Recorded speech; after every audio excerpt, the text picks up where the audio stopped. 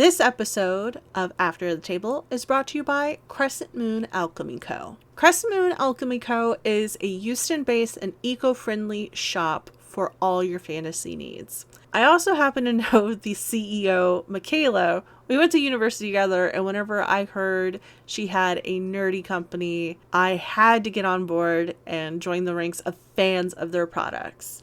Whether you need dice potions to bring up your life total or pack things in their ultimate game night backpack, they have what you need to make your game nights go perfectly.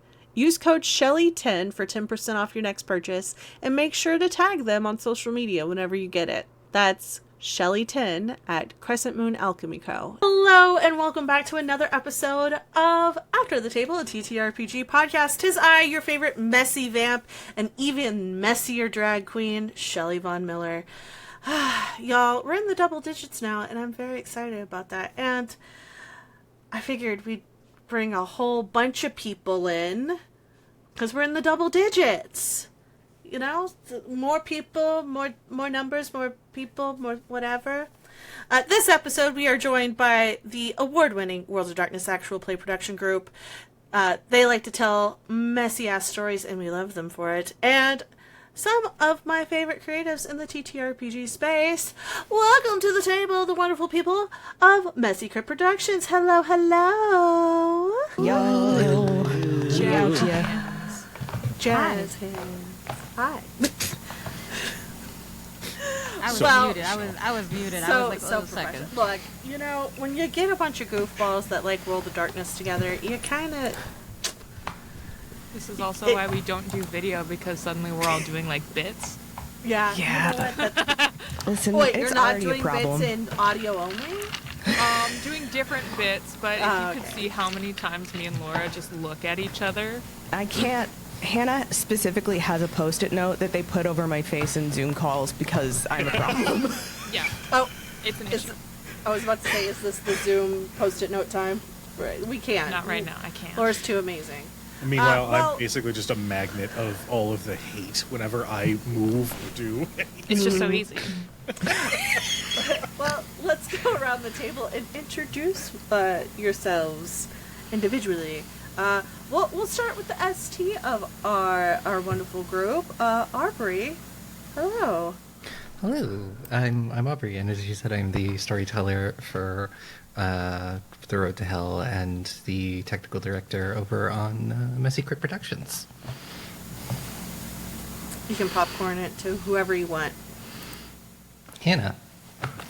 Hello, everyone. I'm Hannah Marie, also known as Hannah Marie Artwork on all the socials. If you don't find me over here with the folks at Messy Crit, you can find me hanging out with the Rolling Nomads and the folks over at the Huddyverse. And also just haunting your timeline with my little gremlin energy. Not only with my drawings, but with these big autistic eyes. And I'm gonna popcorn to Cujo. Hi. Hi, I'm Cujo. I am, you can typically find me as sort of the everyman person in Messy Crit, but I also run Crit Hit Chronicles, which is even more TTRPG content. And we might be delving into video games again, which is not a weird turnip. Anyway, hi, that is me. I'm going to pop it over to Aki.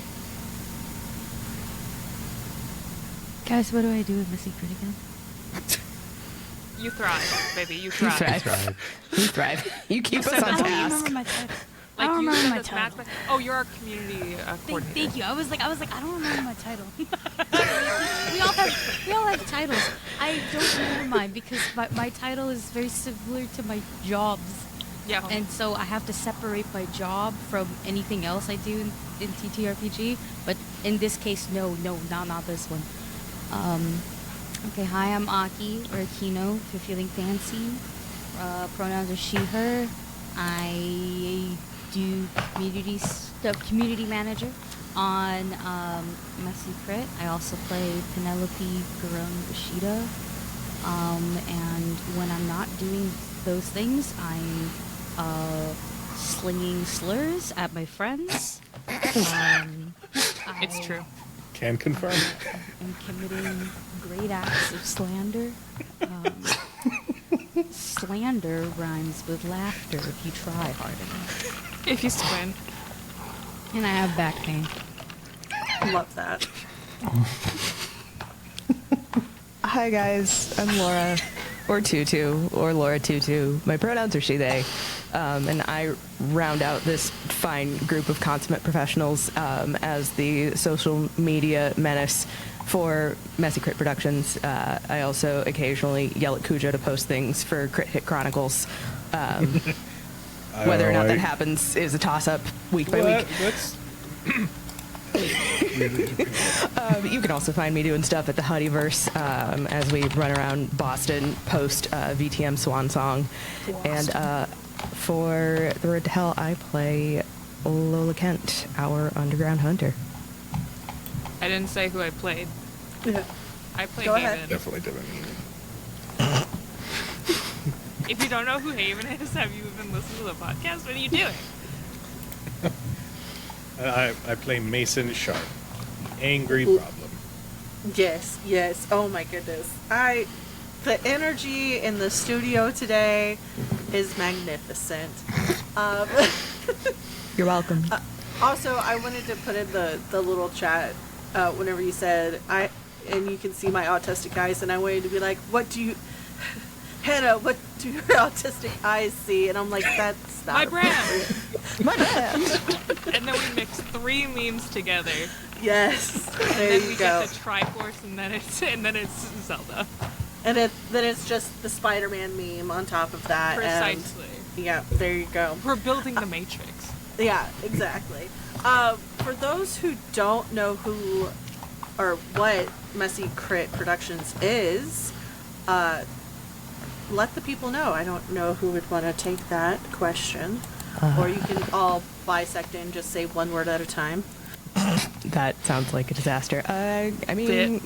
Cujo, Hannah, you guys kind of ran with it first. So I came up with the name. You're welcome. Messy Crit is kind of just an amalgamation. It is a audio only World of Darkness focused podcasting group that is a subset of Crit Hit Chronicles, which is why Messy Crit, I thought it was really funny. It ties in with the group, but it's kind of distinct on its own. It offers something that Cujo wasn't already offering with their structure, because you're doing video, you are doing a variety of things, and this kind of focuses in, specifies, and sets a very specific tone. Because while yours is very variety, Messy Crit focuses on darkness, horror, deep storytelling about the human condition in an inhuman world. At least that's what I think. Someone can correct me. Have I been doing this wrong the whole time? You tell me. I think that pretty much hits it on the head. Yeah. It's a pretty good summary. Yeah. What am I going to say to make that better? Yeah. No, Hannah. You can't. Perfect. No, it was It's all a those chance to things take. and an asthma attack. Yeah. It was a chance to give just add a branch onto the lovely tree that Cujo is fostering, that is Crit Hit Chronicles. Something different, something that can attract a different audience. Just a little variety never hurt nobody. Yeah. Exactly. And it also comes down to, y'all, if you haven't noticed, we're messy. Not in, like, the drama way, but in the, like, we got a lot of... Okay, Aki's a little messy in the drama way. But we See clearly Aki's have... introduction friends. What I really like about the group and how we started is that we are all vastly different people. Yes, we all get along really well. We're so different, it's crazy. And it makes kind of this really weird synchronous dissonant harmony. And I think that comes across really well in the show. Well, y'all weren't always on Crit Hit Chronicles, or part of that group. What did the conversation look like whenever y'all were saying, hey, can we come over here and vibe? I mean, that was kind of the extent of it. Yeah, it was pretty much. It was. I had been on the crit hit side of things. I've been wanting to look into ways to expand and offer some different forms of content outside of just the. And I don't want to. I don't mean this in a negative way. The standard video stream of a TTRPG with these long episodes that then get ported over to YouTube and occasionally, some social media highlights. I've been wanting to look for an opportunity to expand into some solid pre-recorded stories that delved more into kind of what Hannah was saying earlier, the personal and nuanced storytelling that the World of Darkness absolutely perfects, in my opinion. Yeah. The personal and political horror. Oh yeah. Wow. They should make that the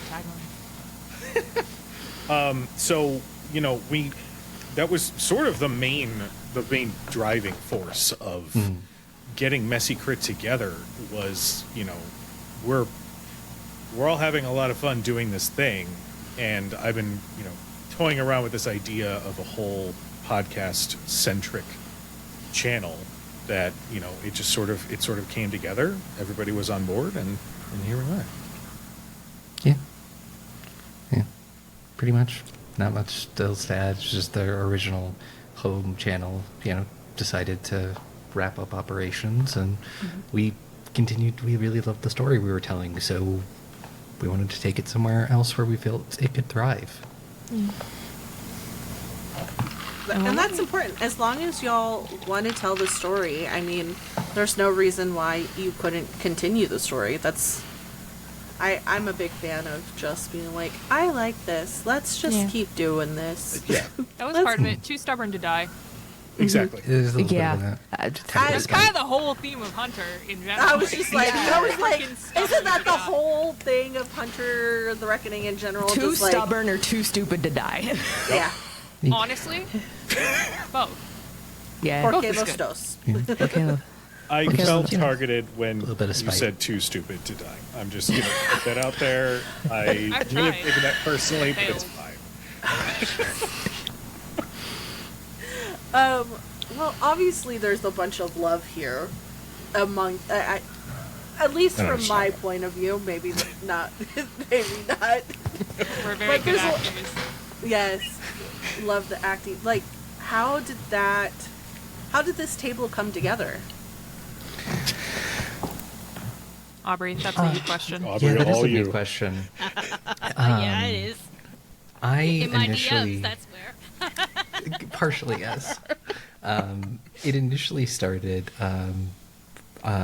It was summer of 2024, and I essentially got stuck working 14 days in a row, and I was starting to go a little delirious by the end of it. And I essentially barged into someone's DMs with the idea. I'm completely just wired on caffeine and was in the middle of doing a rewatch of the first 5 seasons of Supernatural. And it was in season 1. And season 1 is still some of my favorite of the entire show, just because I love the monster of the week. I love the very grounded stakes in season 1 of, yeah, sure, there's demons and stuff, but they're just people. There's no overarching supernatural plot. There is no, angels or divine mandates or anything. It's just people fighting monsters. And so that was later my in the initial season, ideas. there are some divine mandates. Yeah. There are those certainly, but sort of the idea of I started doing that, and I kind of started going through and thinking about Hunter the Reckoning, especially, and sort of the stories I've always loved involving monster hunters. What I liked about them, what I didn't like about them, the themes I wanted to explore, and then I just started reaching out to people, being like, hey, I've got this idea. What do you think about it? And everybody was very on board with it. So the cast came together pretty quick. And I spent 6 months writing before we even started recording. I love that. That's amazing. I mean, okay, so this is no shade to Hunter, but whenever it comes to like World of Darkness AP, it definitely gets the back burner treatment. It's very much oh, you're doing a Hunter game? It's a one shot, right? And it's usually just a one shot in between seasons of a vampire game or a werewolf game, depending on, you know, who likes vampires or werewolves more.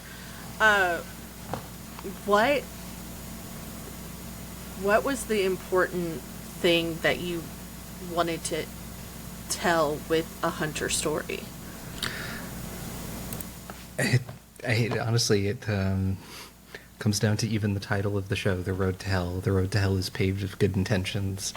The story of how messy humanity can be and how stubborn and spiteful and just unwilling to die some people can be. And the idea of these people who, through this incredibly messed up circumstance, come together to realize that there is more to their town, more to their world than they initially thought.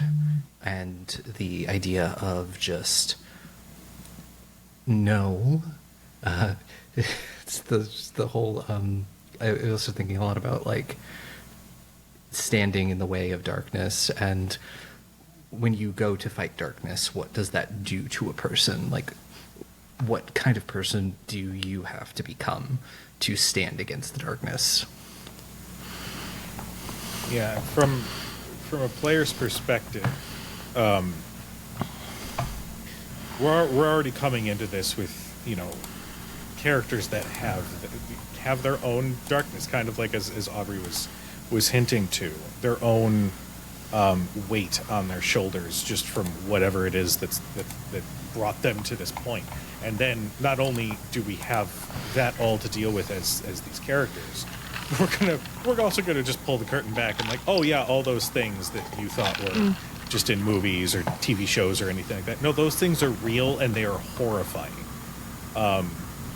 So I find exploring that space of like coming to grips with the existence of things that go bump in the night, while also grappling with your own humanity at the same time, is a super fun little, you know, game to play back and forth. I just didn't want to be white. Honestly, same. Monster hunting in Western media is an incredibly white-owned occupation. Supernatural, Buffy the Vampire Slayer, you know, and I like, for me, I'm playing an Asian immigrant.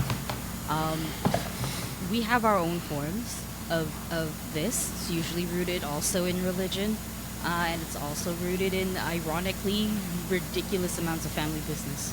We're not getting into this occupation unless we can drag in every fourth uncle and fifth cousin. So that's just how it works. That's how it makes sense. And I, up until now being our show, I don't see that often or at all. I've seen it happen once, and it was in a one shot, but it's not aired yet. So yeah, that was like my case of wanting to really do anything. It's also like how this Penelope exists, but that was like the main part of it for me. And on my end, I really like Hunter. Specifically for this game, I do like the tackling the exploration of what it is to face a complete shift in your reality. Because that is something that you can relate to just as a person, day to day. Things will come to light in your life that will massively shift your perspective and literally change how you look at everything. And it's really up to how you move with it and the people you have around you that determines if this is going to destroy your life or start the new chapter. But mainly Hunter itself, I have a very strong opinion that some people don't agree with me. I don't think that a hunter game should ever end without either a complete, like, character-wise recast or everyone dead, because surviving hunter isn't the point. In fact, surviving hunter almost feels a little cheap to me, because you are fighting a losing battle. Very much how werewolf is, you are fighting a battle that is already lost, but you are doing it because hope core and too angry to die. I feel like hunter is the massive human embodiment of pride, in both the positive and the negative way of, no, this is ours. It's like, but homie, there's no nuance here. You gotta have some nuance here. So I think that there's tons of stuff that hunter can tackle between black and white thinking and shades of gray. And White Wolf, give us stuff. Give me stuff. And that's where I tack on again and say I didn't want to be white, because that's a very white way to look at it. It is. You have to. The way I see it is, hunters is, this exists and this will happen, and you need to live with that. And you might want to do something like, for example, an Arid Jaeger.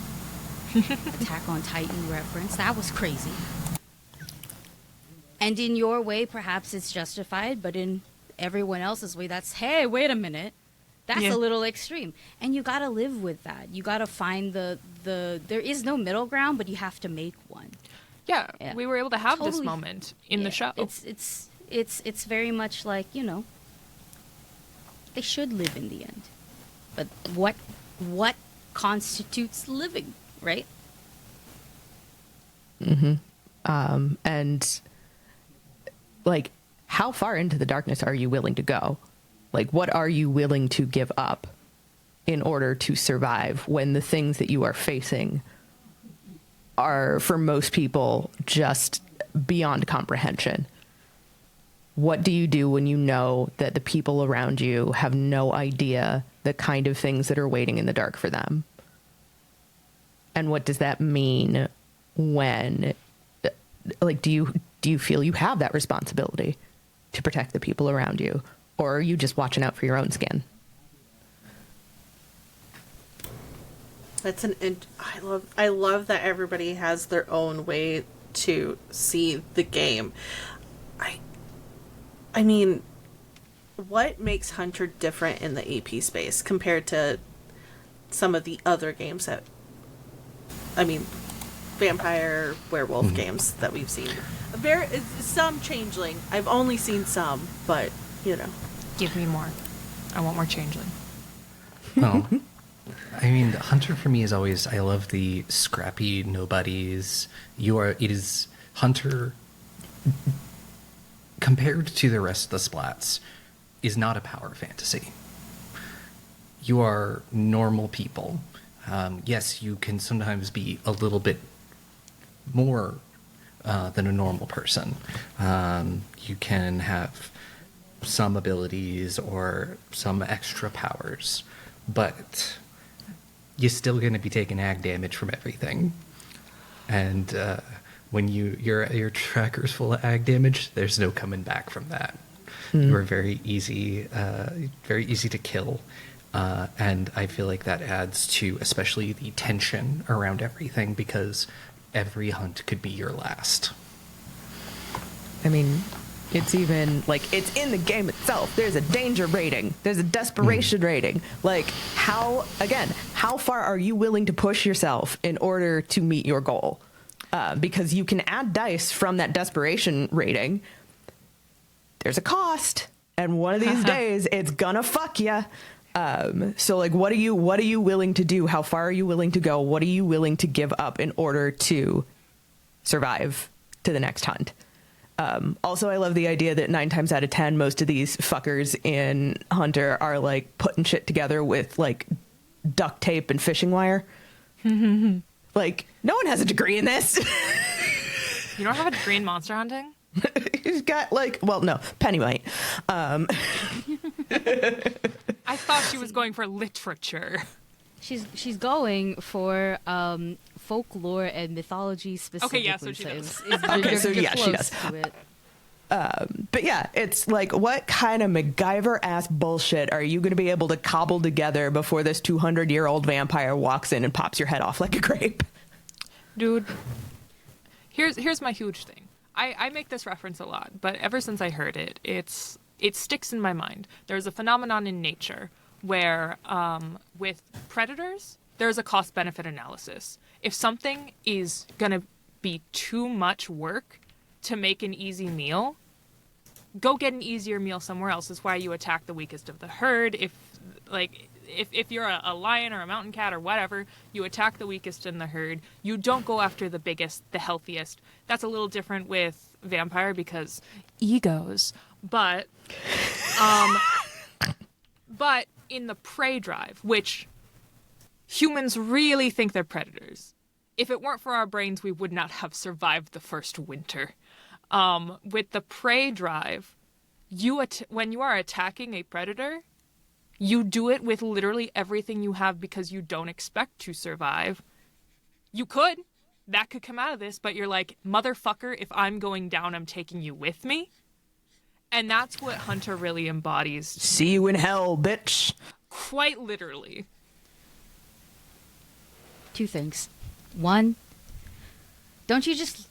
I'm a sucker for this, and so is a lot of people. I love the indomitable will of the human spirit, where we just do crazy shit because we can. We would be very scary aliens to fight against, okay? Fucking we make a lot of aliens look like little baby bitches, okay? They have to have literal superpowers, but you'll see like a woman who's never seen the gym in her entire life because she doesn't give a shit, lift a car up to save her kid, right? Okay, we're gonna have that level of stuff. And then we create things like Friends pivot with the couch and somehow make that work for a whole fucking episode. Okay? Like you understand? Like that? And then the other part of me is I think the best way to point to something where it's like, not only can this happen in real life, there's several versions of it happening in real life from various ages, various genders, various racial backgrounds, ethnic backgrounds, etc. throughout time. A good fucking Home Aloneing. Okay, you got me. You got me there. What's a vampire gonna do? A vampire will just like does some other freaky deaky shit. I'm talking about like a good, like a solid Home Aloneing, because we can do that right now. We can ruin someone's day right now. There is a woman on TikTok who has a cease and desist order out for her because she did that for 30 days to her ex. That's how recent this is. I saw that. That's how recent. Exactly. See, this is how recent a good Home Aloneing. Cellophane. A good some Home Aloneing. Tape. Some fishing wire. It's just, we're really smart, okay? Like, we're really dumb, but as fucking animals, as like beings, we're really smart, and we don't know when to quit. And maybe that's ego driven, maybe that is our ye old survival instincts kicking in. Obviously not everybody has it, and then some people have the reaction time of a Navy SEAL, okay? It's really fun to think about the idea that an ancient old living motherfucker who had to learn English 3 different times because the language changed, and he's on his 4th, walks in feeling super confident and doesn't walk back out because he got home alone. Because his feet landed on Hot Wheels and then he tripped. It goes back to what we were talking about earlier. Hunters are either too stubborn or too stupid to die. I'm changing my tune because that's not true. That's what the things they're hunting think. They're like, oh, these things are too stupid. You underestimate the squishy humans. You know how hard they're gonna fight to not break their arm? That shit takes months to heal. I don't have the fucking time. I'm not gonna let you break my arm. I'm gonna kill you first. People love Superman. But Superman, is Superman. Everybody talks about Spider-Man. so often that there's so many different versions of him because everybody wants to be Spider-Man. Everybody wants a 9 to 5, wants to go to high school, wants to graduate high school while working a 9 to 5 and save the world. And maybe they get bit by a spider. Some Spider-Men don't. They don't. Like it's just everybody just wants a nice messy life with a little bit of supernatural flair in it, but you really just want to be Macaulay Culkin. Honestly, let me be Macaulay Culkin in oh god, what's Richie Rich, please. Thank you. I was gonna say Fallout because every time I saw him in Fallout, I was like, Macaulay Culkin, get out of here. You're not supposed to be here. Kim Possible, that's another person people always want to be. They want to be they want to have the balance of Kim Possible. Everyone High wants school to be cheerleader. Hannah Montana. Hannah Montana, that's another good reference. Just throw on a wig and supposedly people don't recognize you. Well, Yeah. okay, we've been talking about all these cultural touchstones, media touchstones. I saw on y'all socials, y'all reposts, y'all been noted as Lost Boys by way of the Breakfast Club. It made me so happy. It's a very good comparison. I love that. What other media touchstones or cultural touchstones did y'all think about whenever either creating your characters or creating the story at the session 0? I feel like there's some leverage in here, just to sprinkle. Just a little bit, yeah. Just a dash. Mm. What else? One of the big touchstones that I pulled on for when I was especially creating the setting and the world was the recent Nancy Drew show from the CW, which I think was a fantastic show that a lot of people slept on, and I really, really enjoyed it because it's just like, what if Nancy Drew investigated ghosts? And I'm like, what if? Sold. Yeah. Yeah. And that one was really good and had a lot of really cool world building, and especially with its mysteries. So I pulled a lot on that, especially as I built out Marlin Bay. I think. Oh, sorry. Go ahead. No, you said an actual word first. I just said You got dibs. I think with Mason, it's a little bit of Kill Bill meets The Crow. Elements obviously from both, but I don't know. And then put in literally any media that has somebody crashing out super hard while being an angry son of a bitch. Yeah, I'd say, like, in terms of an overarching theme, probably those two come to mind, at least for Mason.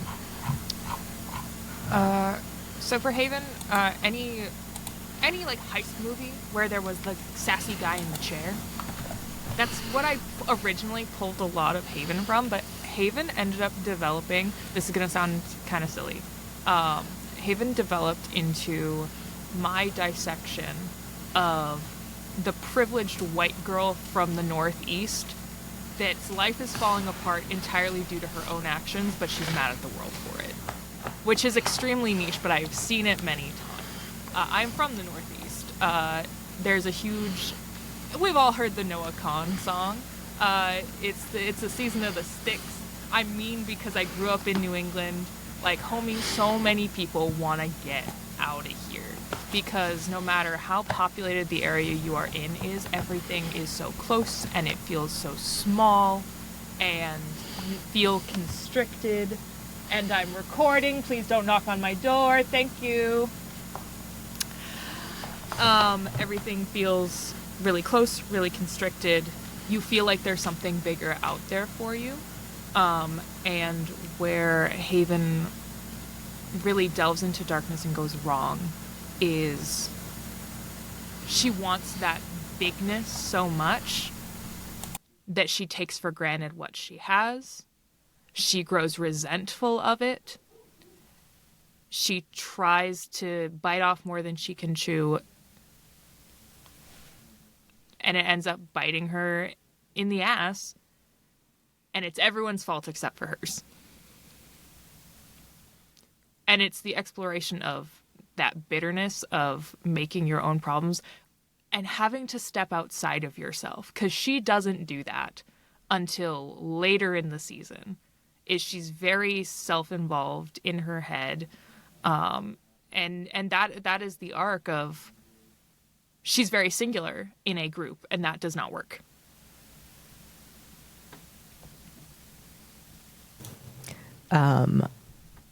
Oddly enough, somehow I think I managed to pull a little bit of Letty Lewis from Lovecraft into Lola. She's tough, she's scrappy, she does what she wants, fuck you for trying to tell her otherwise. And she's pissed off. I know a lot of people are gonna like skirt around the angry black woman trope. It's like, no, I have a right to be angry. Fuck you. You want to see an angry black woman, I will give you that, and you're gonna hate it.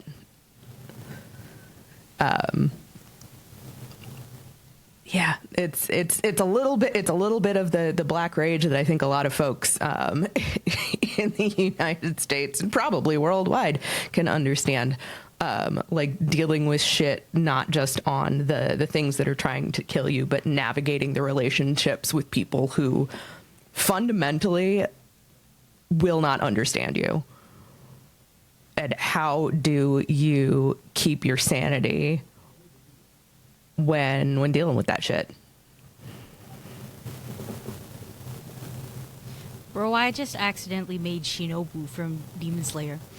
Shinobu Kocho, my favorite fucking character from Demon Slayer, I accidentally made her. They're so similar, it really hurts. It's so similar, I could throw up on cue. Like, that's how that's how bad it is. In terms of like other actual things, Penelope is extremely inspired by Penelope of Ithaca from the Odyssey. I hope you can see it. And ironically, right now, what's happening on I'm gonna allow y'all to peek a little bit into it. What's happening right now in Asian American discourse is that people are complaining that our stories are boring because it just defaults down to Kumo traumatized everybody, and we have a tiger parent. To which my combat to that is that's just because Western media doesn't want to see us do anything else.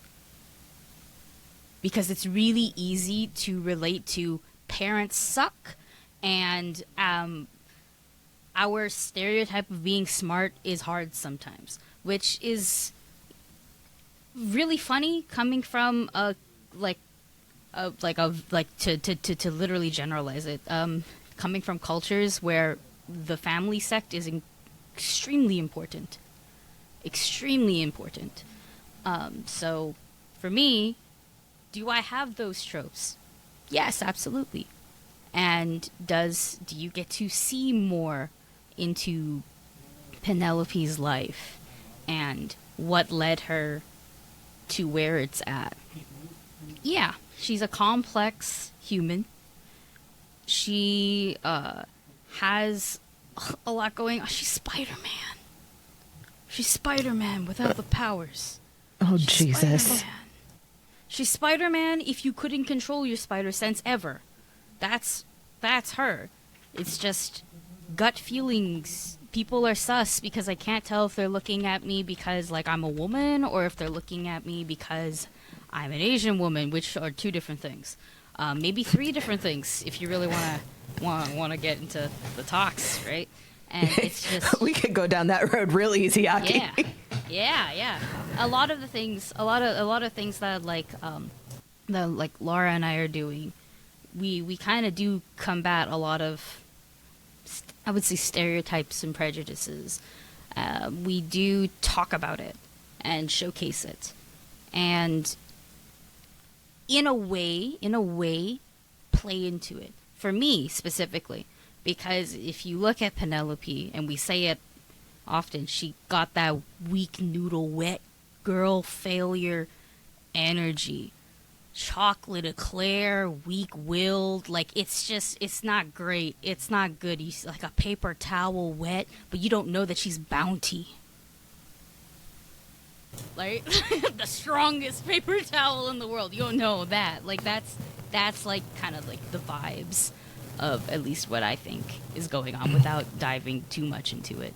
I think you guys got to earn any character arts that you get from Penelope specifically.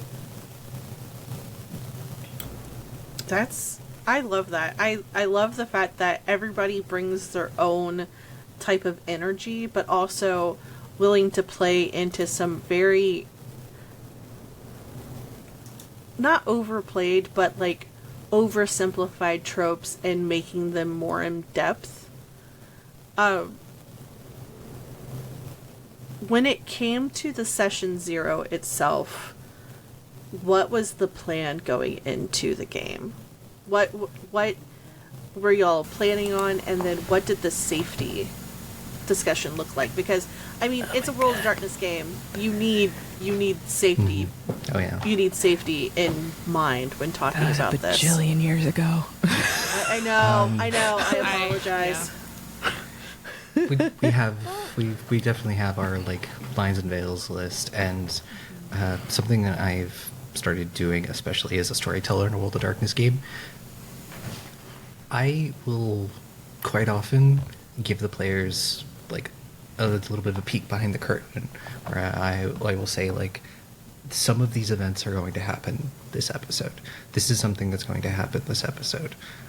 In the very first episode, I told the players, you all need to find a way to the morgue. It's up to you how you do it, but we need to end the first episode at the morgue. And they found a way. And so it's a thing I started doing, having these very in-depth conversations about what is going to happen. And especially because there are some things that are like, we get heavy at points. I will totally sit down with everyone and have a very in-depth conversation about, these are my intentions with these upcoming scenes. This is what I'm planning. Essentially playing with my hand, like showing, like this is my plan. And I will have that conversation with people if they're like, hey, can we change this? And I'm like, yes. How? And have that conversation of how we change it to still fit the story. Well, it's also, I think that also shows that we aren't, and this is a thing that I've kind of noticed recently, and it's honestly kind of how I prefer to do AP at this point. We are using this splat to tell the story. The narrative is what is driving this. We are not entirely dependent on the fate of the dice. I understand there's a bit of controversy on that, but like, guys, at the end of the day, we're trying to tell a story. If we need a plot point to happen and the dice are fucking us, we're gonna try that again. We're trying to tell a story, the dice are fucking it. If there's like a moment where crunch. like the dice could really fuck something up, I'm probably not gonna make the players roll for it. If I'm like, oh, the entire story hinges on them succeeding on this dice roll, or if I do, it'll just say I'll roll for it, and even if they get one success, I'll give it to them. Like, And also, cool, we one choose to success is fail. enough. Like, there are a bunch of times where, like, I choose to fail. This is funnier. Yeah. This makes more sense. I cheat but- often, but that's With because I consent. roll really well. So I cheat lower. I cheat so often. If I'm using like a D20 system, I roll 17s very often. And I'm my mother's child. I am a winner, and I love winning. I love winning. But I also enjoy a good story, and I enjoy failing when it makes sense. Nobody likes rolling nothing and then being a loser in their game of make-believe. Nobody likes that. You can play a loser and act like a loser and stuff like that. That's different, right? Because that's intentional. And maybe the funny loser moments are not, and it happens, but if it feels right, it feels right. So like that's how I see it. So yeah, I cheat all the time. But also, I don't think you want to hear, oh yeah, I got 10 successes because I crit like I rolled 4 crits. Like, what do you? And then I counted everything else that I mid-max too, okay? So, like, I'm doing this to myself. But, like, the one time I allowed my roll to be fine, I got 14. And it was also, like, a messy crit. Like, it was... And I got to be Jesus for a little bit. Like, that's how crazy it can get. That's why every rolls. time someone gets a messy crit, I'm like, we need to stop the episode. We said the name. We can't do it anymore. We did the thing. We won. Yeah, We we won did the the episode. We're TBD. also a really safe group. Like, we use the safety tools. I think every episode we like check with each other when we think we want to do something. We'd be like, we'll call for a timeout and then ask everybody like, hey, I want to do this. This might fuck us up, but like, could we do it? Are you guys okay if we do it? And then we say yes because we're messy bitches. And then it's just stuff like that happens where it's a very safe group. It's really fun. Kujo, you want to talk about the thing? I just like I'm a very firm believer that multiple check-ins throughout a session is warranted. If only because everybody is sitting and laughing and enjoying themselves doesn't mean that somebody at the table doesn't inwardly feel uncomfortable and is having a difficult time expressing that. And I think that this group is fantastic at doing that because, as Aki has said, there have been a couple points where before we record a particular scene, a given player will say, hey, I'm going to touch on some themes and some moments here that can be difficult. I would like to express this intention, but I would like to speak with everybody at the table to understand, is everybody okay with this being explored? And I fucking love that shit. I respect the hell out of that shit. Especially for a game like this, or in a setting like this where we are delving into some very difficult and heavy moments.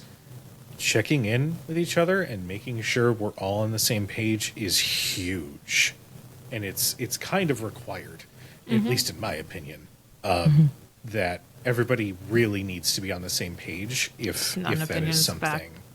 Yeah. That's true. That's fine. I speak facts. I don't know what. Yeah, you were saying facts. There was literally, it's a recent episode that came out. So if you're caught up, congratulations, you get a gold star. Kujo and I were literally screaming at each other, like yelling. Our characters were intentionally trying to hurt each other's feelings by poking at the deepest, most vulnerable aspects of each other that they could possibly reach. You know what happened as soon as the scene broke? I was like, I love you so much. I love my hand. How you doing, buddy? Like a light switch flip, we were able to just slip right back and be like, okay, cool, yeah, no, because cool. It's good shit. There are very approachable ways to do check-ins rather than, hey, that was really heavy. You want to talk about it? You can literally go, hey, bud, so that was a little wild. You good? Yeah. And then I make jokes about it because that's my coping mechanism, and everyone here knows that. Well, and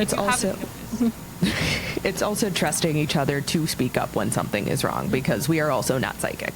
And it's something that I've learned is, depending on what's going on in the scene, it could be hard for someone to speak up, or they do speak up, and because everyone else is so heads down and focused, it can be hard to miss. So the idea is we're all keeping an eye out for each other. If someone throws an X card, or if someone posts something in chat, like, it is on all of us to speak up and make sure it's been seen, because sometimes we get lost in the sauce. Here's also a huge thing. I don't hear this talked about enough. I don't know about y'all.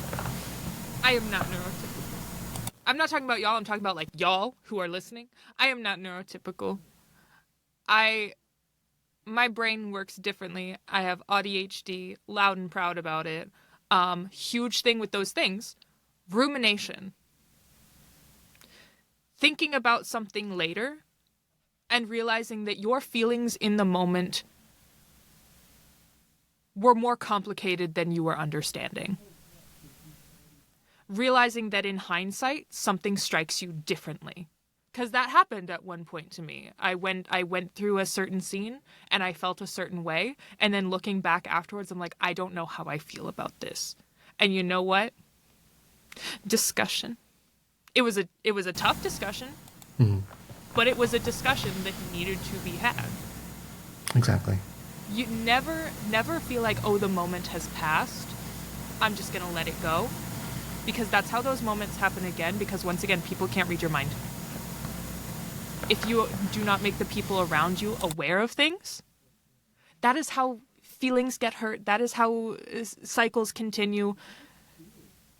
Because I don't know about you, I'm trying to stop the overanalyzing everyone around me, and I'm trying to take more people at their value. You gotta say shit to me, that means I gotta say shit to you. I hope that makes any sort of sense. No, it makes perfect sense. Yeah. Also, I mean, on that, it's... How do I want to phrase this? It's also the relationship that y'all have built, not just over the game, but like outside of the game, that you're able to build that trust and be like, yeah, I can tell this person, hey, you know, this is good, or this is bad, or anything like that. How did y'all build that relationship outside of the game? I mean, these are my friends and colleagues. Yeah. That's the end of it. These are people that I have worked with before, or I have seen the body of work and seen how they present themselves in the space that we occupy. And while Aki likes to fling slurs at her friends, I know for a fact that when shit needs to happen and when we are buckled down and getting ready to get shit done, that we can get shit done. Like, I'm not going to work with people I don't trust. Mm-hmm. Honestly, part of it, I love you guys so much. Part of it is I can't attribute it to you outside of like, yes, we're friends, we're colleagues, we work really well together. But what it really comes down to is I've had enough bad experiences that I'm like, we're not letting this shit happen. Exactly. So a lot of it is That too. intense personal growth and self-awareness that I've had to go through previously, during, and following this. Because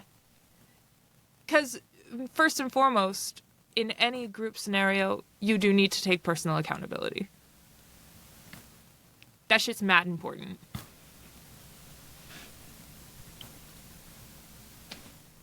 That was it. Almost all of my placements are in Virgo, and then the rest are in Leo. I am incredibly good at judging people because I love to judge people. Yeah. I'm so judgmental. I'm a bitch. My Virgo and I sees your love Virgo. it. Yeah, exactly. And I also appreciate a good work ethic, you know?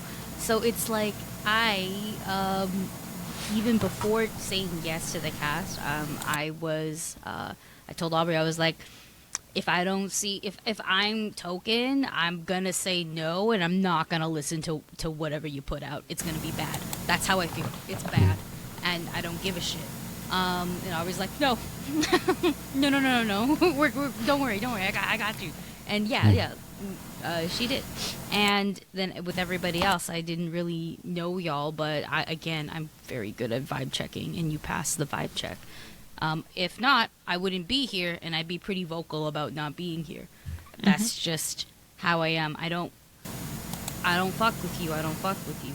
I would like to fuck with more people. I enjoy being around people. I enjoy making friends and supporting my friends and mingling, kiki. The more people I can playfully call a bitch, the better. You know, like I'm so comfortable with that word. I hope more people can become comfortable with it. Hell yeah, bitch. Yeah, exactly, right? Like, Fuck yeah, bitch. I jump into exactly. Thank you. I jump in and go, hi, hoes. Like I say all Straight the up, words. straight up. Every time we come in, it's like, Yeah. not much, bitch. What's up with you? Exactly, you know? Yeah. I see, genuinely, in my heart of hearts, feel like if I didn't get some awful, terrible joke from Aki that something is wrong. Exactly. It's genuinely, honestly, one of my highlights, because I have to ignore our chat when we record. I have to ignore my DMs. I have to ignore Discord because I know Aki is saying some wild Aki ass is shit. lurking. Well, Shelly witnessed it. The minute Cujo hopped into chat today, I said, ew. Oh, yeah. I have that Being effect. unkind to people in the kindest way, my favorite thing. Cujo was the only one I hadn't worked with before this, but Cujo came incredibly highly recommended by so many people, and we had a wonderful conversation when I went, here's the idea, and then I went, you were the person. No, I had not worked with Aki. I had not worked with Aubrey, and I think that was the first time I worked with Hannah. We had never met before. I was like, Yeah. who is this person? The only person at that point that I had been working with was Laura, and that's, I believe, because of we did the first ever Daggerheart thing, which was like a 4-shot, and then we started Baldur's Gate, and since then, I am surgically attached to Laura in every possible way. Shelly, Yeah, it's crazy. Shelly, They're in the same room right now. I wish. Shelly, I want you to understand, Cujo has offered to start teaching me professional wrestling. That's how deep in this shit we are right now. I love that so much. If I didn't have a broken back, I would have you as well do that, because I grew up watching WWE and watching wrestling and wanted to be a professional wrestler at one point in my life. As somebody with the back problems because of wrestling, I completely get it. I love it so much. But yeah, that's a thing, and it's gonna be real great. That's gonna be super fun. I'm dead. I can't I'm gonna wait. die. I'm gonna die. I can't wait to see a Laura Tutu slug out Oh my god. wrestling match. But also, we're on this note, like, I think also these check-ins, it's kind of hard to do it in a live game. You can like message and be like, but you can't set aside a time or like stop a scene sometimes and have that like, hey, I'm about to do this type of situation. It only lends itself to pre-recorded or edited games, and I think that really makes a difference. I think, especially with building that trust and just being able to tell the story that y'all want to tell. I mean, dice are great and all, but sometimes I just want to burn my dice. Not my smoking glue guns vampire dice. Yeah, no. No. Those don't not get touched. those. Yeah, those no. Those are perfect and don't. flawless. Also, you know that Whitney makes World of Darkness dice now. I did not know. Whitney I don't makes play a lot of D10 other. sets. I also don't play a lot of other World of Darkness games, and that's on me. Like That's- Whitney makes that's on me. D10 sets that I got one at PAX Unplugged. Mm-hmm. Rad. And I mean, when we're recording this, it's a couple of weeks from PAX East, and Whitney will be there. Hi, Whitney. I whispered to the mic. Came off really good. Don't tell me what to do, bitch. Yeah, that was. I don't that, know like, who I felt you that, are, but hi. I felt that in the center of my back. Where guess what? My back is also broken. I just don't do wrestling. But no, honestly, that's part of the reason why, in general, these days, I am more likely to say yes to a project if we're going to pre-record it. Yes. I understand doing live. It's like if it's a short shot, like 5-10 episode thing, sure. If you are doing multiple seasons, please can we consider maybe doing some pre-recording? Cujo and my buddy Zach are the exception right now. I was just thinking, Cujo, in the past 2 to 3 years, you are the one and only exception I have ever made to the live stream thing. I did it for Scream because I loved you. It was short, but I need my space both physically and emotionally. Yeah. That's why I pre-record. 100%. And the majority of the stuff that is on Crit Hit, I mean, I talked about this earlier, it is live. There are... Just giving heartburn. I know. I very much have adopted the mentality that we are rolling dice, telling stories, and having fun. At no point am I going to be like, oh, why did you call out that you're uncomfortable in the middle of a scene? What the hell? Like, no, I want that. I want people to be comfortable enough to be like, can we go to break real quick? Like, verbally. Chat can fucking wait. Do not Chat care. can fucking wait. Yeah, like I've told that to, I think, every cast that I've had, that safety is one of the top pillars of Crit Hit Chronicles. I will not budge on that. So if at any point somebody is uncomfortable, if they're not feeling it, let me know however you feel the most comfortable doing so. I do multiple check-ins throughout the episode, and understandably we do end up going live sometimes, so I try to quickly wrap up so that we can be done and people can go and find their rest and do the thing. Live is a beast. I 100% agree. It's a beast that I've grown so used to. I just like, what? You just like suffering. Yeah.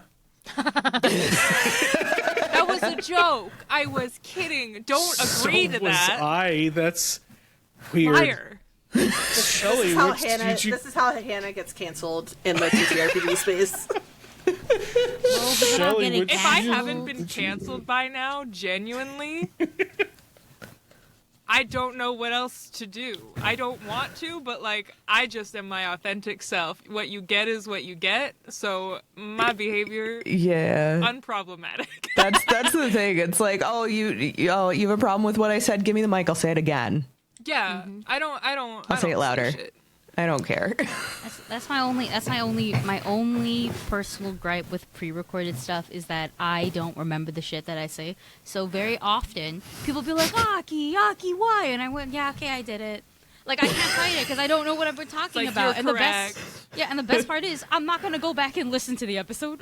I was in it. I'm good. Like, I remember what happened. Yeah, I remember what happened in the episode. That's important because also that episode is out and we are on the next season record. Yeah, dude. I'm good. I don't need to hear when I had a different type of headache. I'm good. I'm so good. I like both though. I'm our live note taker, this is the one game that I do it for. Everything else, I black out as I'm playing because I can't remember anything. I'm just a different person. I just lose my goddamn mind, and then I watch the recording later. I'm like, wow, that was a really funny line. Who said that? Oh, that was me. But I actually take very diligent notes. I think my notes are longer than Aubrey. Your notes are double the length of my GM document. We're almost at 100 pages or so. Yeah. I haven't updated the master document in a while. But I take extremely diligent notes for this exact reason. Because when things are as intense and as in-depth as they are, and so carefully put together of, we need to follow a plan, or we're gonna get fucked. Yeah. You gotta have the notes written down. You got so many names, you got so many people, you got so much going on. I was like, I need to be able to control F this. Who is this bitch? And why do I care? And that's where Hannah's Virgo placement comes in. Yes, there are a lot of it's my rising. I'm also two water signs and then an earth sign. So I'm stressed all the time. I'm the reason I'm crying. I love that for you. Well, I mean, speaking in 2 of my 3 placements.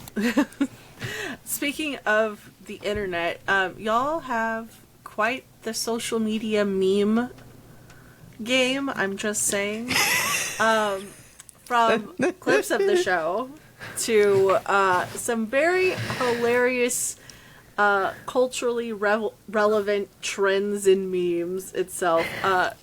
Who the fuck is behind all that? It's me and Aki and Hannah. Love that. I was about to say, fuck you. I've made 30 memes. We rotate through a lot of shit. We do rotate through a lot.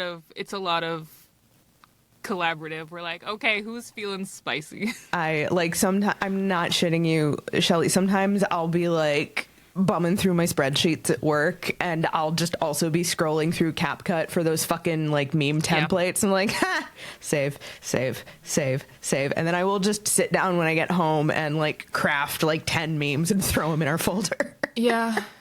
I used to do a lot more, and then I burnt out rapidly.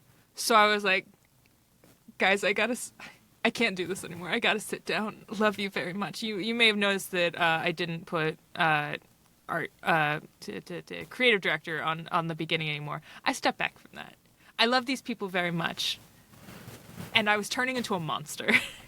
I was like, Hannah's not gonna be a monster. Hannah's just gonna be the fun guy. That will never happen. I'm not the fun guy. Aki's the fun guy. But no, yeah, making those memes is real fun. Putting together the puzzle of the promos was always a good time. It's just scrubbing through an entire episode to find like good clippable moments, and one for everyone that makes sense in the context of under a minute, hopefully under 30 seconds, because the algorithm gods. That shit's hard. Like, I couldn't keep it up for very long, so everyone who can do it, like, massive props to you. And I'm gonna say this, very appreciative to the team for when I couldn't, like, hack it anymore. Everyone's like, yeah, we got you. And they stepped the fuck up. And that's on friendship over business. It's not really a business, but it is business. What the fuck are you saying? Oh, yes, the business. I get you. Just send me whatever your request is, Hannah. I'll take care of it. Thank you. Yeah, so like between all of us, I think we've got enough brain rot to keep the ridiculous memes coming. We have at least 3 brain cells. We have at least 3 brain cells. Sometimes they're I have even a whole folder. Yeah. Like for like audios that I save, and like, so like for my job, I do this a lot. Like I do this for a living, so it's hard to not like turn it off and stuff. But for like us, I try to do things that are way different from like from what I do for a job. Because if I'm doing the same thing, that's how I know I'm gonna burn out. I'm gonna start hating it. Right? Yeah, don't because it's learn from my painful, mistakes. right? So, like for us, if I can do some like video related stuff, like for the memes, I try to do that. I also do speedrun memes, where it's like we'll joke, we will laugh, and by the time that the laugh track is done, I've made the meme. A lot of it's very spontaneous and specifically targeted towards Cujo because it's really funny to be like, haha, laugh, gay boy. And he, there you go. There it is. So it's just. Can we also appreciate the animatics? Yes, I want to do more of those. I have Aki one. Is crazy talented. Yeah. You know, Yeah. You're welcome. I have Cool. a bunch of them that I'm working on, but like it's like small bit, because it takes a while to fucking draw the whole thing out. And also my art style is not consistent at all, so that becomes the other painful thing. But hopefully I'll be able to do more of those ones because they're really fun to do. I do them for other like OC stuff and other podcast stuff, so they're just like, it's just fun to do. But like also I have one specific one where it was it's one of them Brennan Lee Mulligan shows where they were like destroying him with birds because he really likes birds, and I have that, and I want to do that to Mason. So like that's what's coming up. That's kill Mason so with a bird. long though. It's so long. It's such a long clip. I've been working on it for months. So Ultimately something that's gonna be like a minute of Yeah. the most random thing. yeah, Yeah. But the chosen one, the chosen, that's yes. so good. What's It's the just other one? like- Chosen? Chosen. Genuinely, you wanna have not only a good actual play, but like a pretty rockin' social media presence. Easy hack right here. I'm actually gonna tell you. I'm gonna reveal the secret sauce. Have funny friends. Yeah. That helps. Yeah, that Or maybe helps. even be funny yourself. You can try it. I believe I'm not in funny, you. so that's fine. I wasn't gonna say. I'm kidding. Yeah, that's fine. Honestly, real. No, Shelly, you're hilarious. I remember us talking at PAX Unplugged. It was great. See, I the remember thing is, Shelly and myself and CB and Anoriand being... was it Anoriand? Somebody being stuck in the same Commander game for, I think, 2 Forever. hours. And it was like 2 in the then morning, everyone and I was died, like, and that's the only I way to literally get free. cannot read my cards anymore. I need to go to bed. You're welcome. I don't personally think I'm very funny. I just post things that I find funny. That's how I do my social media, period. Whether it's for this, Yeah. whether it's for Crit Hit, whether it's for Messy Crit, I'm just like, am I amused? Am I having a little giggle, hee hee ha ha? Then I'm going to post it. Yeah, same. Up until doing actual play stuff, I do not consider myself a funny person.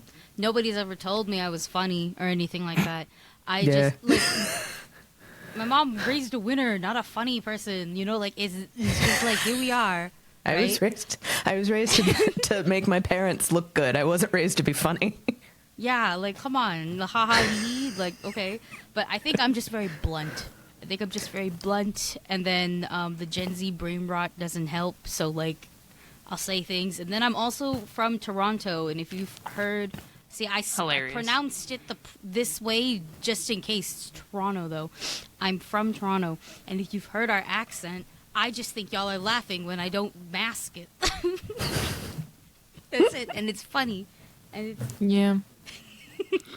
I've only been recently informed that I'm funny, and I've embraced that, a lot. It's kind of my personality now. It's I'm the funny guy.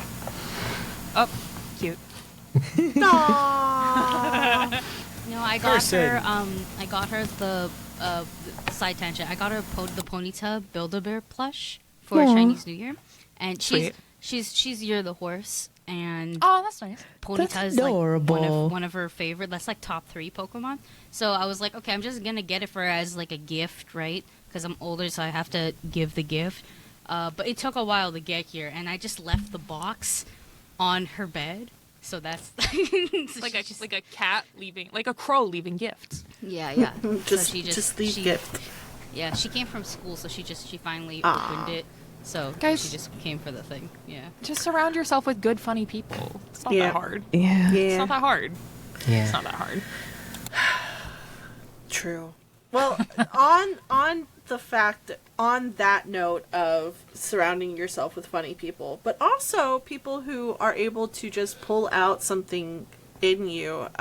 We've mentioned it before. Y'all have been nominated and won numerous awards for The Road to Hell. What does it mean to be recognized in the TTRPG space? And also in the time. and I was about to say also the podcasting space, but yeah, there you go. I am of two minds, but Laura, you seem like you have thoughts. We also had this conversation just a few months ago about this on your episode, Laura. Yeah, we did. You know how I feel about this, Shelly. Because you're an award-winning actual play performer. Go fuck yourself, Hannah. Oh, sorry. I'm so sorry. Multi-award winning. Double fuck you. My favorite is that multi-award winning performer Laura Yes, Tutu? I'll still do it. I do that all the time. Love you. How else am I supposed to Anyway, be someone's little sibling if I don't torture them? Here's the thing. This industry is so new and so amalgamous, and there is not real shape or form to it. It can't decide whether it wants to go in the realm of gaming or go the Hollywood route or go the publisher route, and that's cool, and I love kind of getting in on the ground floor or whatever, but it makes things really weird, and it makes it really hard to process what it means to be quote unquote award winning. Like the Audio Fiction World Cup is kind of like the biggin. That's like the focus on when it comes to podcasts and actual plays at this point, because fucking Ned has fought and clawed and said, "God damn it, you guys deserve recognition. Love you, Ned." But yeah, it's a hard thing to like put in a box. Like what makes something worthy of the awards that it gets. Like, yeah, our tech is fabulous. Cujo is a spectacular fucking stop shaking your fucking head at me. I swear to compliment. God. Take a compliment, you little We'll shit. all kill you I together. will kick your ass in 2 weeks. I will perform a scorpion move on you. Don't think I won't. I've done it before. I'll be really disappointed, but not mad. Ouch. Continue, Laura. Anyway, like there are judges that listen to our stuff, and if enough judges like our stuff, that means we get an award.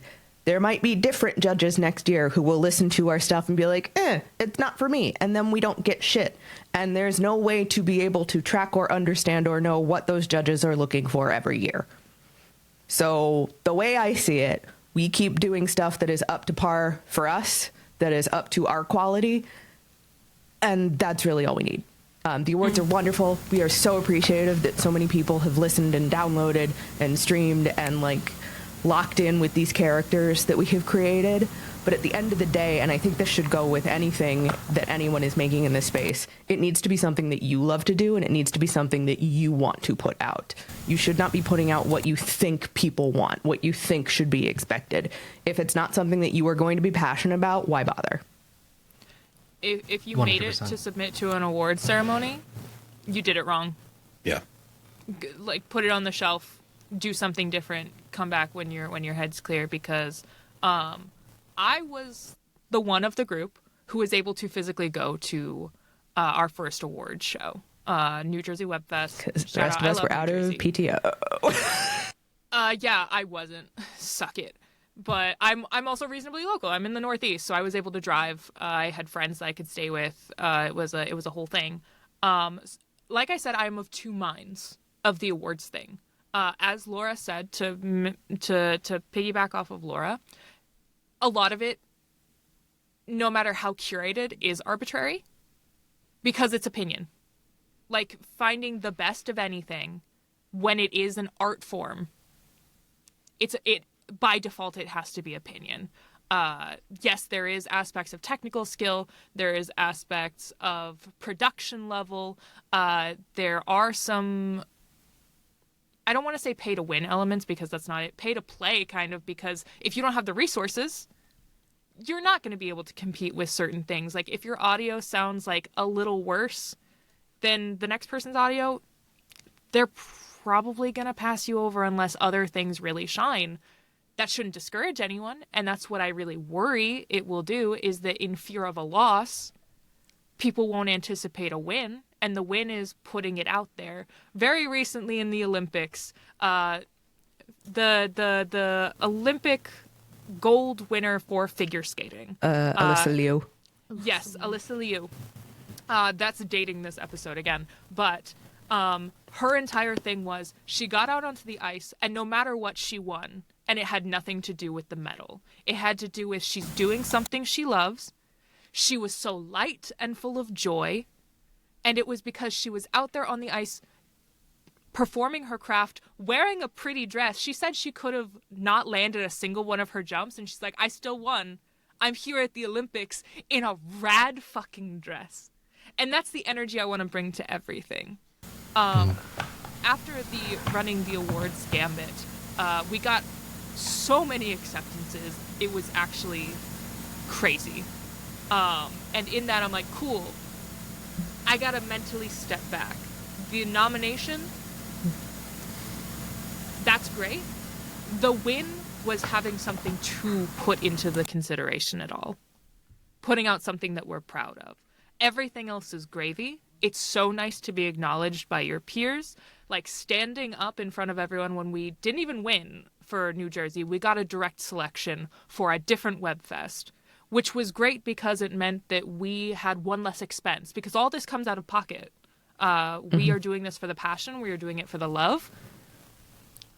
Aubrey pays for their editing software. I pay for CapCut for my editing.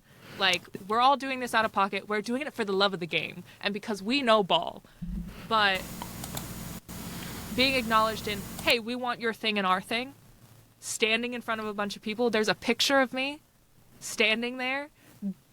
It's the most pure joy you've ever seen. And it wasn't even about the winning. It was everyone was clapping, supporting me. And I sat down at the table surrounded by friends that I had made. I had made so many friends that weekend that I hadn't known the day before, that I was like, you're incredible. I want to know all about you. I found out like 90% of their life story. It's connection. And that's what it should be all about. That's the crux of the podcast. And that is why we further it on with the awards, is to reach out, to know our community, to know our colleagues, and to build something together. Mm-hmm. If we never submitted or won another award ever, I'd be like, okay, cool. We never needed to do that in the first place. It's all just gravy. Yeah. As long as we're proud of the product we put out. We all put a lot of work in to every single episode. I think I timed myself once from rough cut to final scored. One episode of Road to Hell takes me about 18 to 20 hours of work. It is a lot of work, but then I can go back and I can listen to, and I can be incredibly proud of the product I've put out. Because 6 years ago, I had no audio editing experience. I started doing it because I didn't have a job and I wanted to build a skill. And now I didn't care that I didn't win an award for editing. Just being nominated for my editing, along with everyone else, was a really good feeling for me, just for somebody who had spent 6 years building that skill, and being proud of the work that I can put into a thing. That was also like part of like what I wanted to do with Road to Hell, is I wanted to push myself as an editor, wanted to push myself as a storyteller. I wanted to show myself that I could do these things. And I also echo, if we never submitted again, we never won any more awards, I'd still be very proud of what we've done. Because I love this show, I love this cast, and everything that we do, and I'm so very proud of it. Yeah. And like, at the end of the day, what is more human than sitting around and telling a story together? Like, that is what community and like that is what our society is built on. From before we had living rooms to sit and read in front of the fire, we were sitting in fucking caves in front of a fire pit telling stories about the stars and the creatures that walked the earth with us.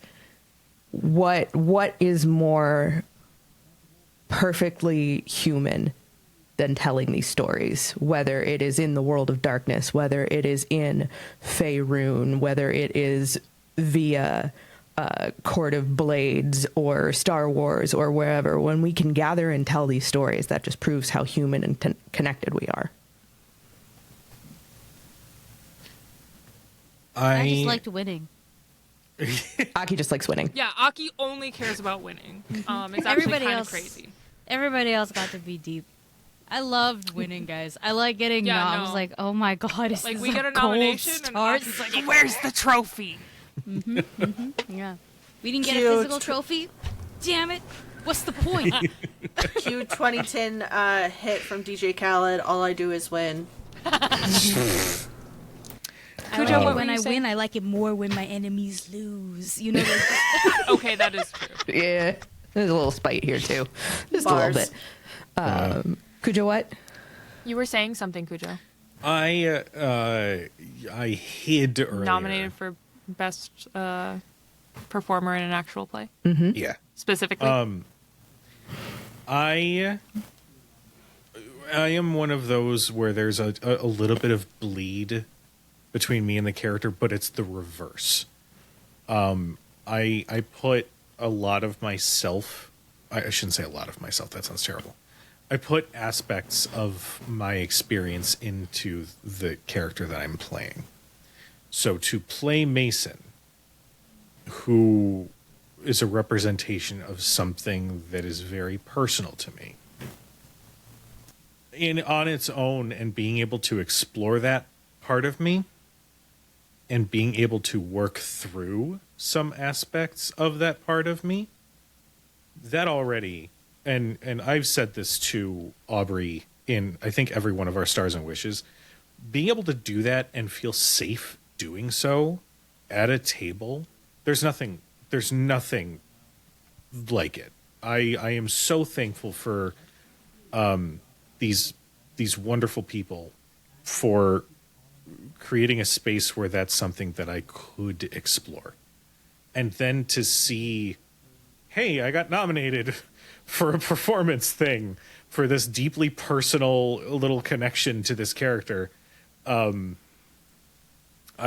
still am I like weird about it. I don't know how to explain it. Yeah, I already struggle you are. with accepting compliments, as you have all known. But for that to come through, it's almost like, stop perceiving this personal this personal closet fantasy calls. character. The closet does call. It does. It always calls.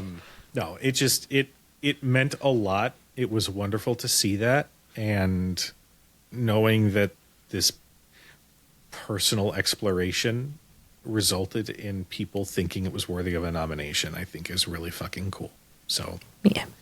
I'm going to turn my gratitude on the party. I love you guys. Aww. I'll accept your compliment.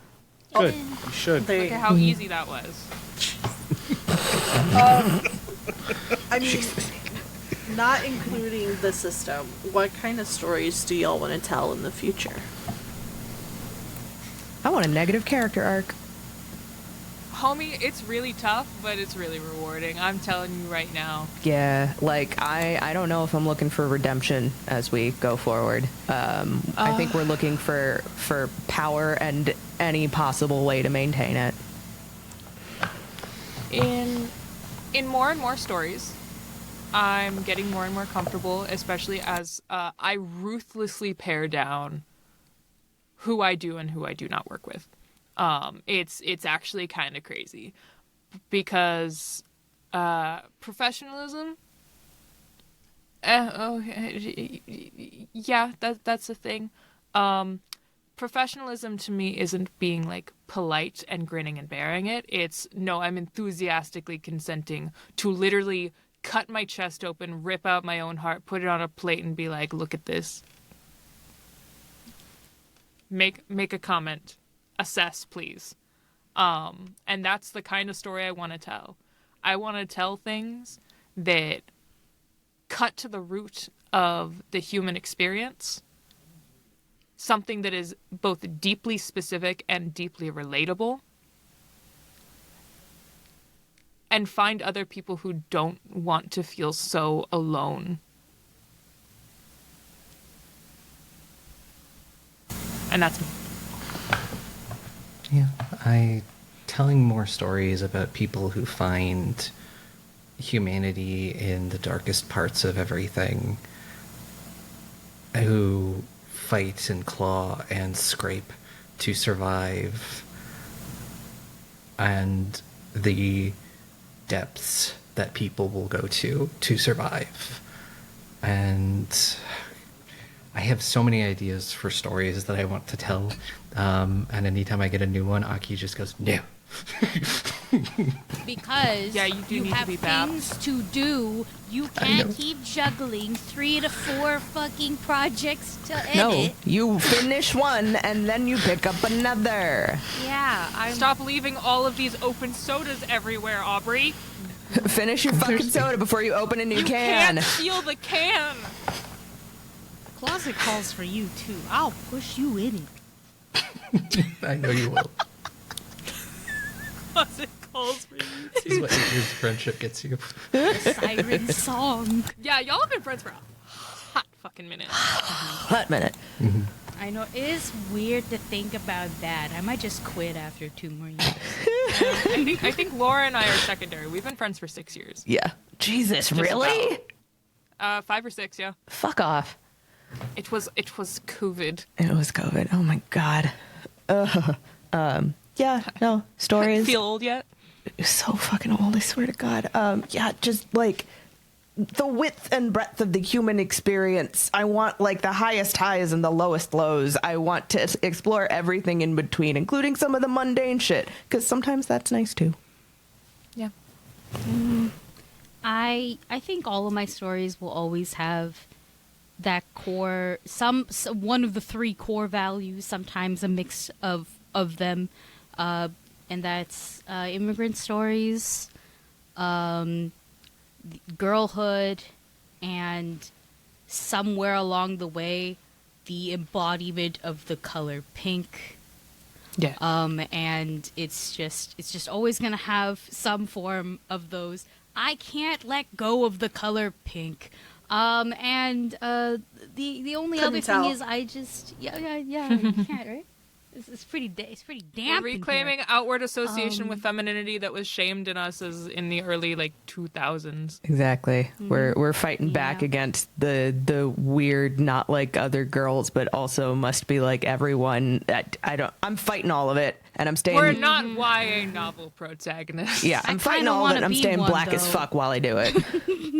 Exactly. Like I wanna do all of the things. I wanna see myself and my people and other people all doing the things that we want to do. I also, for real, want to play a little guy who is actively the comedic relief. I'm just the comedic relief most of the time because I'll be like, this situation is tense. What if we touched a little? And then somebody usually laughs or something like that. So And then it's what like, if we kissed? what if we That is in so, fact but, like, usually what how if I that was works. funny on purpose? Because then you'll see that I'm not funny, or I'm hilarious, and then out of nowhere, it's the saddest backstory you've ever heard. Like it's gonna be. I want to do one of those. I feel like those are kind of fun, but like otherwise, you're always gonna have some semblance of the 3. Oh God, no, 4. Fourth pillar is being mixed. Oh, I can't escape. I can't escape being mixed. Nope. I can't escape. No, Can't- it's always I play- there. There's Even nothing in we my- can even do in- about it, Aki. Even when I play Pathfinder, I go, oh my God, is that the mixed ancestry feat that's specifically required for you to be mixed? Mind if Why do I you think I like If I do, half orcs, you're coming home with tieflings, me. half elves?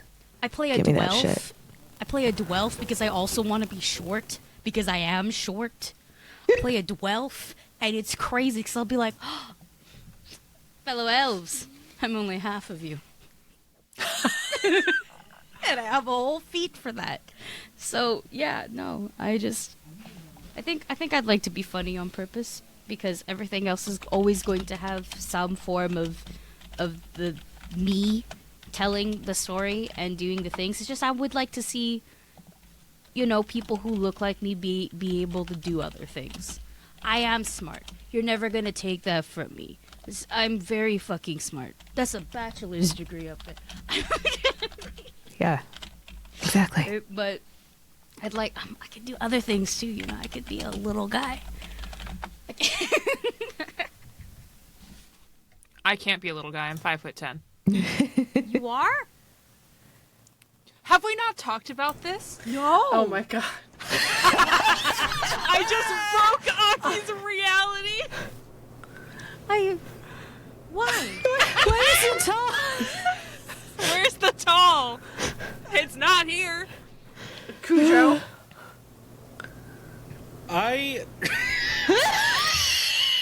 Sorry, Cujo.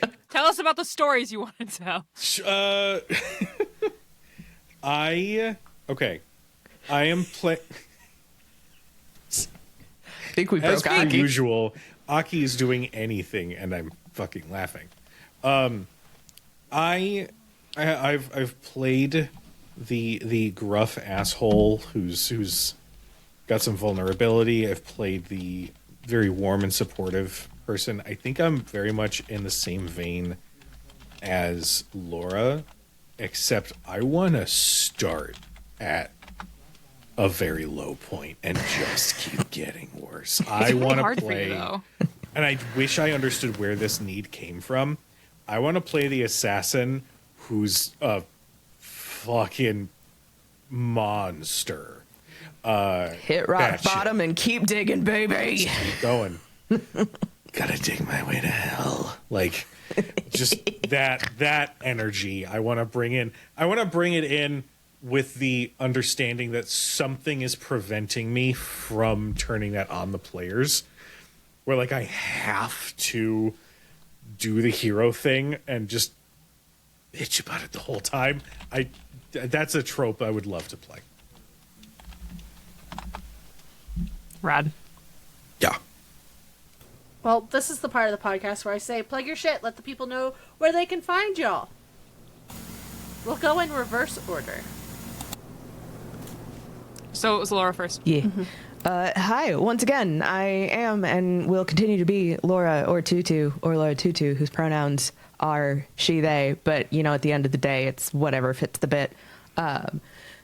Obviously, you can find me on The Road to Hell every other Thursday while we have that shit popping off on Spotify and YouTube and wherever fine podcasts are streamed. On Fridays, you can find me over at Crit Hit Chronicles for Shadows Over Baldur's Gate, our spiritual sequel to the hit Larian Studios video game Baldur's Gate 3. On Wednesdays, you can find me over at Rebels Without a Castle for the Stone Lord's Folly, a wonderful D&D 5e homebrew campaign written by my dear friend Zach Savage Lore. I'm going to be doing way more vampire shit. Because of course I am. Shelly, when does this come out? April 6th. Okay. In that case, if you're going to be at Darkness Emergent LA, come find me. I'm going to be there causing problems and singing karaoke and, like, Raven, because they're doing, like, multiple rave nights, and I'm really excited to shake my ass to some, like, industrial goth shit. But other than that, the best way to figure out where you're going to find me and what other nonsense I'm getting up to is to check out my website, lauratutu.com. Oh my god, they got a website. I've always had a website. I know. Who's next? I was hyping you up. Aki, it's your turn. Oh, yeah. Hello, I'm Aki. You can find me on basically anywhere at some form of Akinomi art, where I do a lot of things. I am one of the co-producers on Goblets and Gaze. That is another actual play podcast. We mainly do Pathfinder, but we do hit other things like Alien and Monster of the Week and blah, blah, blah, blah, blah. I do a lot of shit, okay? It really is just easier to follow me. I won an Annie one time. Like, I do a lot of Yeah, shit. homie. So it's just follow me and you can see what else. Oh, and if you're looking for more World of Darkness nonsense, I will be, I should be, or it just wrapped up, either or, over on Magi RPG. I'm a part of the new Werewolf the Apocalypse game, called, I believe we stuck with the Spirit of the Pack, and if we didn't, oh no. But it's over at Magi RPG. We put everything on YouTube. It's a stream, so you can come and see me be a wolf who is now a human. The bitch's name is Posey. We're cute today. We're cute. Sounds We're like so a cute. poser. And it's in Appalachia. So yeah, that's it. I think that's it. It's your turn. Okay. Thank you. This is why hi. I take notes. You can follow me all over places at the Cujo Plays Games, or you can follow Critic Chronicles for official show announcements, updates, highlights, that sort of thing. As Laura mentioned, Fridays we have Shadows Over Baldur's Gate. You can also watch all of our past campaigns, including Bitten, which was a joint campaign with Talking XP, and is now on the Darrington Press YouTube channel, where we take the theme of The Last of Us and The Walking Dead and make it fantasy and still sad. So if you're into that, you should know that the last episode of Season 2, multiple people at the table were bawling, and it was wonderful. You can check out all of the other past campaigns that we have done over at youtube.com/CritHitChronicles. And seriously follow the socials, because there's going to be a lot of stuff coming out in just a couple short months, and it's going to be great. Now it's my turn. Yes, it is. Hello, everyone. As I said, I'm Hannah Marie, also known as Hannah Marie Artwork on all the socials. If you like a dry sense of humor and a lot of zoom-ins on my face so you know when the funny part is happening, you can follow me particularly on TikTok and Instagram to see all of my haha funny videos. At the time that this comes out, you will have missed your opportunity to see me at PAX East. Should have been quicker than that, so sucks to be you. But if you're heading to Darkness Emergent in LA in May, you can also see me there. Laura can't get rid of me. I'm in your walls. But I'm going to be there having a grand old time. This will be my first LARP, so be nice to me or else I'll cry. And if you want to see other things that I've done in the performance space, you can check out the Scream TTRPG stream that was done over on Crit Hit Chronicles. You can also, at this time, find me doing a little guest spot over on the Huddyverse, and maybe a little hint as to my future with the Huddyverse, because we have some things that are coming up. And you can also find me doing a couple one-shots and short runs and guest spots over with the Rolling Nomads, so you should probably follow them if you want quality content. And obviously, listen to The Road to Hell. You get more Haven, you get more Disaster Child, and I'll mercilessly bully Cujo as a character and in real life. Aubrey, it's your turn. Yes, it is. It's true. Hi, I'm Aubrey. You can find me everywhere on the internet at Aubrey Vicarian. And yes, I am here, the storyteller of The Road to Hell. You can hear me torment all of these people. Sometimes I wish we had video, because some of the faces they make when I bust out the horror are priceless. And you can also gobble to gaze. Aki and I do that as well. I'm usually found running Pathfinder over there, and occasionally let out of being the GM and let be a player. Occasionally. Super, super occasionally. But if you also want to hear me be a player, and also want more World of Darkness, you can go check out Dubious Creatures, and our inaugural vampire show, The Vampire with No Name, is a neo-noir western Vampire the Masquerade. I play the Toreador Raleigh Asher, who, she's fine, don't worry about her. And for anything else that I'm doing, you can usually find links to it at any of my various social medias. I have a bunch of things that are going to come out this year. I don't know when. So for whenever those happen, just check out my social media. I'll have links to them. Amazing. Thank you so much for being part of the podcast, and Yeah. I greatly appreciate it. You can find all their links down in the show notes, the doobly-doo, whatever you want to call it. Speaking of finding people on the internet, you can find me everywhere on the internet at Shelly Von Miller. Look, there will never be an After the Table social media handle. If there is one, it's fake or a fan site, and it's not run by me. So there you go. It's mostly because I don't want to handle. I'm doing this all by myself, y'all. I don't have a wonderful team like this wonderful table has, where they can make all the memes. It's just me. I try to be funny. It doesn't happen. Speaking of that, we're gonna go record something on Patreon. Go become a paid member over there and do that, and help me make more content.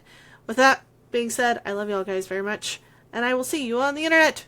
Goodbye.